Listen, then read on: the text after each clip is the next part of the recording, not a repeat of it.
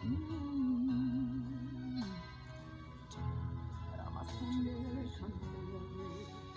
yes.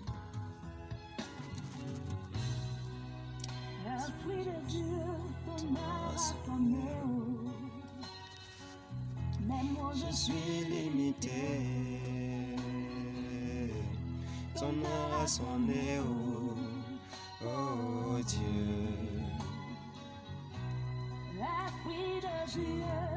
Ton nom a sonné, je suis limité. Ton nom a sonné, oh Dieu. J'ai besoin de toi. Ton nom a sonné, je suis limité. Ton heure a sonné, oh Dieu. J'ai besoin de toi. Ton heure a sonné, je suis limité. Ton heure a sonné, oh Dieu. My God.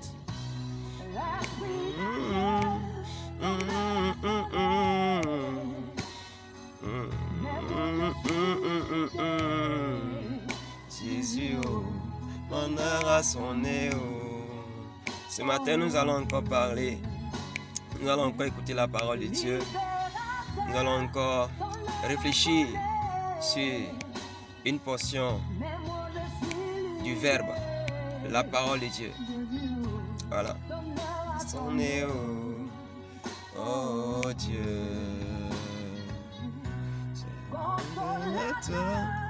Ton heure a sonné. Je suis limité.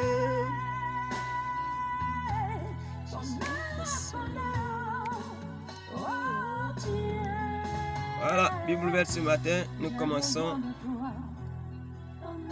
Que Dieu nous bénisse. Shalom, shalom, shalom, shalom, shalom, shalom. Voilà, Dieu nous bénisse. Nous allons partir dans la parole de Dieu. Et je veux encourager quelqu'un à plonger les regards dans la Bible ce matin. Nous allons lire dans le livre de Luc, Bible ouverte du 5 mai 2020. Luc le chapitre 18, nous lisons à partir du verset 18. Un chef interrogea Jésus et dit: Bon maître, que dois-je faire pour hériter la vie éternelle? Jésus lui répondit: Pourquoi m'appelles-tu bon? Il n'y a de bon que Dieu seul. Tu connais les commandements. Tu ne commettras point d'adultère. Tu ne tueras point. Tu ne déroberas point. Tu ne diras point de faux témoignages. Honore ton père et ta mère. J'ai, dit-il, observé toutes ces choses dès ma jeunesse. Jésus ayant entendu cela lui dit: Il te manque encore une chose. Vends tout ce que tu as, distribue-le aux pauvres, et tu auras un trésor dans les cieux. Puis viens et suis-moi. Lorsqu'il entendit ces paroles, il devint tout triste, car il était très riche. Jésus, voyant qu'il était devenu tout triste, dit qu'il est difficile à ceux qui ont des richesses d'entrer dans le royaume de Dieu. Car il est plus facile à un chameau de passer par le trou d'une aiguille qu'à un riche d'entrer dans le royaume de Dieu. Ceux qui l'écoutaient dirent: Et qui peut être sauvé? Jésus répondit: Ce qui est impossible aux hommes est possible à Dieu. Ce même passage est écrit dans le livre de Marc, le chapitre 10, du verset 17 au verset 23. Et je vais lire le deuxième passage et nous allons passer à la parole. Psaume 119, le verset 9. Comment le jeune homme rendra-t-il pur son sentier? En se dirigeant d'après ta parole. Psaume 19, le verset 9. Comment le jeune homme rendra-t-il pur son sentier? En se dirigeant d'après ta parole. Bien-aimé, ce matin, je veux utiliser ce passage pour que toi et moi, nous nous exhortons. Voilà.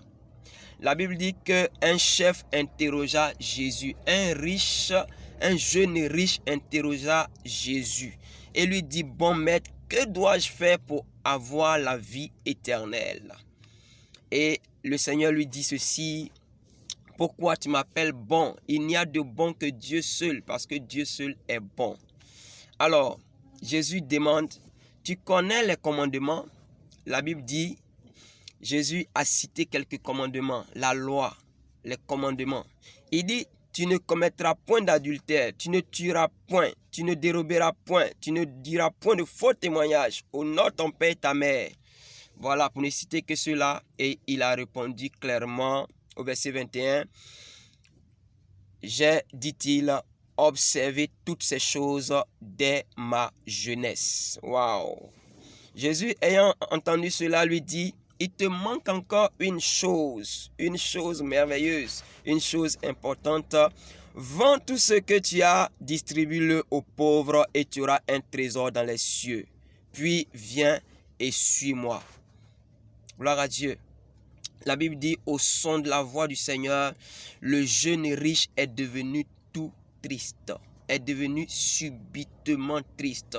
Ce matin, je veux parler à un jeune. Ce matin, je veux parler à un jeune. Je veux parler à un jeune. Oui, la jeunesse. Quand on dit qu'on est jeune, c'est la période de la vie humaine qui est située entre l'enfance et l'âge de maturité. C'est là où toute notre vie se passe. C'est là où réellement nous avons l'opportunité de choisir le bon chemin ou de choisir le mauvais chemin. C'est là où nous avons l'opportunité de préparer une vie lors de la maturité qui va réellement réjouir notre cœur. Bien-aimé, voici un jeune qui avait réellement tout, mais en réalité, il n'était que religieux. Il dit, depuis sa jeunesse, il obéissait à la voix de Dieu, il obéissait à la parole de Dieu, il obéissait au commandement. Et Jésus lui dit que tu as très bien fait, tu obéis au commandement, tu obéis à tout ce qui t'a été dicté, certainement, mais il manque quelque chose. C'était le piège. Alléluia. La Bible dit, il dit, va et vends tout ce que tu as et donne-le aux pauvres. Et puis reviens et suis-moi. La Bible dit systématiquement et au même instant, le jeune riche est devenu tout triste. Il est devenu tout triste. Son visage a changé. Bien-aimé, je prends cette partie de cette portion des Écritures pour que tu comprennes combien de fois tu peux être motivé pour la chose de Dieu, mais en réalité, ton cœur est placé ailleurs. Ton cœur est placé ailleurs. Quelque chose d'autre prend les 90% de ton cœur. Quelque chose d'autre prend réellement les 99% de ton cœur. Et ça, c'est une réalité. La Bible dit, va et vends tout ce que tu as et suis-moi.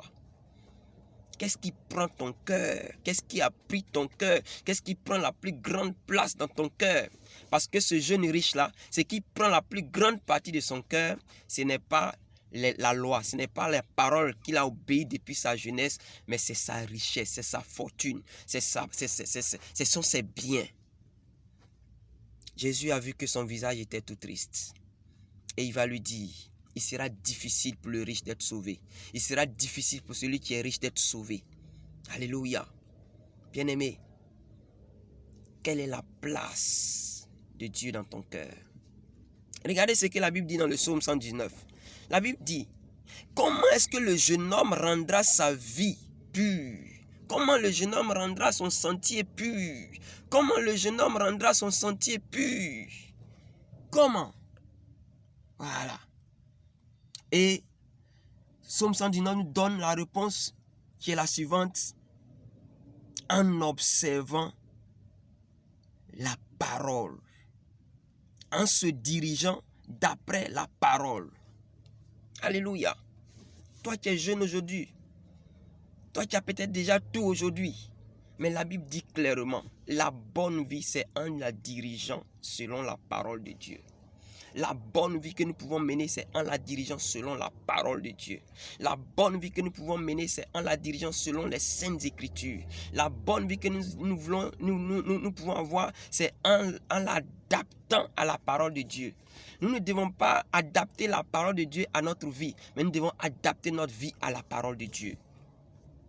La Bible est claire. Cette parole de Dieu, c'est quoi? C'est ce qui était sorti de la bouche du Seigneur Jésus. Ce qui était sorti, c'était quoi? Il dit, va, vends tout ce que tu as et donne-le aux pauvres et viens et suis-moi. Voici la parole de Dieu. C'était cette parole-là. Car, comment le jeune homme peut rendre son sentier pur? Comment le jeune homme peut avoir une vie agréable à Dieu? Comment le jeune homme peut avoir une vie exemplaire? Comment le jeune homme peut avoir une vie qui plaît à Dieu? C'est en la dirigeant selon la parole du Seigneur. Alléluia. La Bible dit dans Ecclésiaste, le chapitre 11, verset 9 à 10, pour certaines versions, « Jeune homme, réjouis-toi dans ta jeunesse. Livre ton cœur à la joie pendant les jours de ta jeunesse. Marche dans les voies de ton cœur et selon les regards de tes yeux. Mais sache, il dit mais sache que pour tout cela, Dieu t'appellera en jugement. » C'est pourquoi la Bible dit clairement, la Bible dit, bannis de ton cœur le chagrin et éloigne le mal de ton corps, car la jeunesse et l'aurore sont vanité. Il n'y a rien à dire. Il dit, jeune homme, je te parle, toi qui es jeune. Aujourd'hui, ma cible, c'est la jeunesse. Le monde est rempli d'enfants, de jeunes et de vieux. Mais le pourcentage de jeunes, surtout pour nous en Afrique, c'est très élevé. Mais comment est-ce que la société va changer si nous ne dirigeons pas notre vie selon la parole de Dieu? Si nous ne dirigeons pas notre vie selon les Saintes Écritures? Il dit comment le jeune homme rendra pur son sentier? Seulement qu'en la dirigeant selon ta parole, Seigneur. Il va plus loin au verset 10 et au verset 49 du Somme 119 et verset 50. Il dit, souviens-toi de ta promesse à ton serviteur, puisque tu m'as donné l'espérance. C'est ma consolation dans ma misère, car ta promesse me rend la vie. Il y a tellement de promesses dans la parole de Dieu, et c'est ces promesses-là qui nous rendent la vie. La parole de Dieu est notre consolation. Tu es troublé, tu as une situation que tu n'arrives pas à maîtriser, la parole de Dieu est ta consolation. Jeune homme, la parole de Dieu est ta consolation. Jeune frère, la parole de Dieu est ta consolation. Jeune soeur, la parole de Dieu peut être ta consolation. J'ai vu des personnes qui avaient une mauvaise vie, mais quand ils ont embrassé la parole de Dieu, leur vie a été transformée. Leur vie a été transformé. Ce n'était pas des médicaments, ce n'était pas des comprimés, ce n'était pas les feuilles vertes, ce n'était pas des stupéfiants, ce n'était pas, mais c'est la parole de Dieu qui les a transformés. Au point où ceux-là même qui les entouraient, les voisins de leur quartier, ont vu, est-ce que c'est elle? Est-ce que c'est lui? Oui, c'est lui, c'est elle. Mais ce qui l'a changé, c'est qu'elle a dirigé, c'est qu'il a dirigé sa vie selon la parole de Dieu. Que le Seigneur te bénisse ce matin. Parce qu'il faille que tu embrasses la parole de Dieu. Tu épouses la parole de Dieu. Tu marches avec la parole de Dieu. Tu rumines la parole de Dieu. Jour et nuit. Oh, frères et sœurs. La Bible dit, jeune homme, réjouis-toi dans ta jeunesse. Réjouis-toi. Mais si tu n'étais pas attaché à la parole de Dieu, tu n'étais pas attaché au Seigneur, en réalité, il y a une saison. Au soir, la Bible te demandera des comptes. Le Seigneur te demandera des comptes. Bible ouverte ce matin, c'est te dire de diriger ta vie selon la parole de Dieu. Je suis content que tu m'écoutes attentivement. Regardez, Josué en son temps a marché avec Moïse. Mais lorsque les temps se sont accomplis pour Moïse, la Bible dit quoi? Dieu a confié à Josué la parole de Dieu. Au temps de Moïse, c'était la démonstration de la puissance de Dieu. Mets ta main dans ton sein et il aura de la lèpre. Et après, remets ta main dans ton sein et cela se changera, sera purifié. Et dit quoi? Jette le bâton, cela deviendra un serpent. Attrape le serpent par la queue et cela deviendra une verge. C'était la démonstration de la puissance de Dieu. Mais Josué, c'était la parole de Dieu dans ses mains. C'était la parole de Dieu dans sa tête. C'était la parole de Dieu dans son cœur. C'était la parole de Dieu qui était la commission que Dieu lui a donnée pour amener ce peuple jusqu'à Canaan. Il était jeune. Mais la parole de Dieu l'a fait parvenir. Le but de Dieu a été atteint car il a dirigé sa vie selon la parole de Dieu. Il a dirigé le peuple de Dieu selon la parole de Dieu. Cela est écrit dans le livre de Josué, le chapitre 1, du verset 1 jusqu'au verset 8. La Bible déclare dans Genèse 41, verset 38 et le verset 46. Joseph était jeune, à 30 ans. Il a marqué sa génération. Mais pourquoi il a fui la femme de Potiphar? Parce qu'il était dirigé selon la parole de Dieu. La crainte de Dieu était dans son cœur. Il a été un puissant leader par la parole de Dieu. Samuel en son temps, pareil, il a marqué réellement en son temps. Celui qui a été en même temps prophète, sacrificateur et juge en même temps. Mais il était dans la présence de Dieu. Le jeune Samuel, il est écrit dans 1 Samuel 2, 26. Le jeune Samuel continuait à grandir et il était agréable à l'Éternel et aux hommes. Si tu diriges ta vie selon la parole de Dieu, tu seras non seulement agréable à Dieu, et tu seras aussi agréable aux hommes. Non, tu ne peux pas être dans la parole de Dieu et ne pas être agréable à Dieu et être agréable aux hommes. Samuel était agréable à Dieu, à l'Éternel. Il était aussi agréable aux hommes. Gloire à Dieu. Que le Seigneur te bénisse. C'est pareil pour David. La Bible dit clairement, dans 1 Samuel 17, le verset 33 et le verset 37, Saül dit à David, tu ne peux pas aller te battre avec ce Philistin car tu es un enfant et il est un homme de guerre dès sa jeunesse. Verset 37 dit quoi? David dit encore, l'Éternel qui m'a délivré de la griffe du lion et de la patte de l'ours me délivrera aussi de la main de ce Philistin. Et Saül dit à David, va et que l'Éternel soit avec toi. L'Éternel ne peut pas être avec quelqu'un qui n'a pas sa parole. David a eu la victoire sur Goliath. Est-ce que tu m'entends? Tu es jeune, mais tu peux faire la différence. Tu es jeune, mais tu peux sortir des bois de nuit. Tu es jeune, tu peux sortir du péché et devenir une référence en dirigeant ta vie selon la parole de Dieu.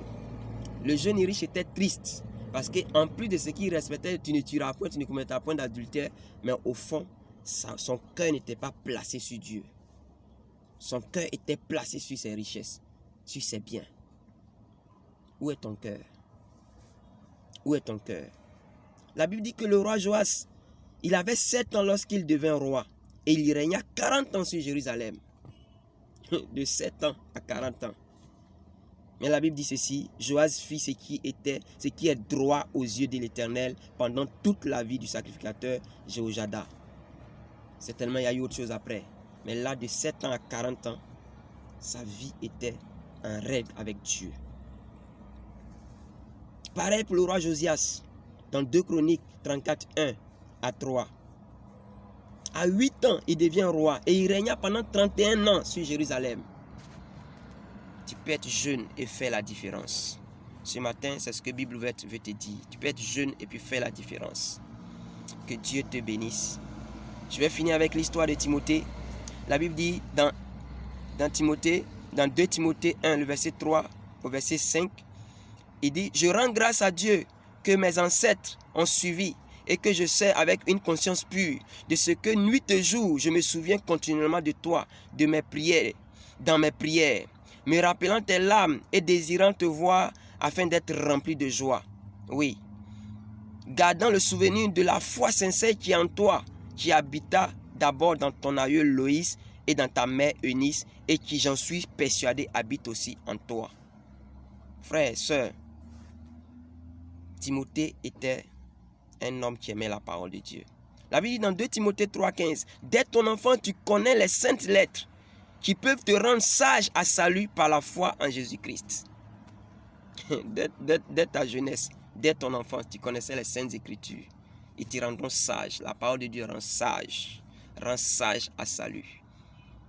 Connecte-toi à la parole de Dieu. Connecte-toi. Que Dieu te bénisse ce matin. La parole de Dieu est devenue fade dans ta marche chrétienne. Commence à avoir une certaine passion pour cette parole. Elle te délivrera, elle te transformera et elle parlera pour toi au nom de Jésus-Christ. Dieu te bénisse, sa grâce soit sur toi. Bible ouverte aujourd'hui, c'est terminé. Prie afin que Dieu t'aide à attacher ton cœur à la parole de Dieu.